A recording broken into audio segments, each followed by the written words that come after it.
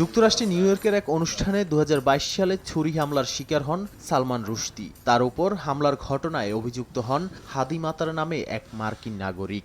তবে রুশদিকে হত্যা চেষ্টার অভিযোগ তিনি অস্বীকার করেন। ব্রিটিশ ভারতীয় ঔপন্যাসিক সালমান রুশদির ওপর ছুরি হামলার ঘটনায় অভিযুক্ত আততায়ী হাদি মাতারের বিচার শুরু হয়েছে।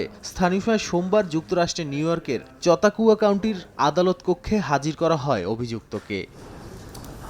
মাতারের বিরুদ্ধে মঞ্চে উঠে রুশদিকে ১০ বার ছুরিকাঘাত করার অভিযোগ আছে। এই হামলায় রুশদি এক চোখের দৃষ্টিশক্তি এবং এক হাতের কর্মক্ষমতা হারিয়েছেন। তার লিভারও ক্ষতিগ্রস্ত হয়েছে। ১৯৮৮ সালে প্রকাশিত স্যাটানিক ভার্সেস উপন্যাসের জন্য ৩ দশকেরও বেশি সময় ধরে হত্যার হুমকি পেয়ে আসছিলেন লেখক রুশদি। তার এই উপন্যাস বিশ্বজুড়ে বিতর্কের জন্ম দিয়েছিল এবং বিভিন্ন দেশে মুসলমানদের মধ্যে ক্ষোভ ছড়িয়ে পড়েছিল। নাদিম মারজান, সময় সংবাদ।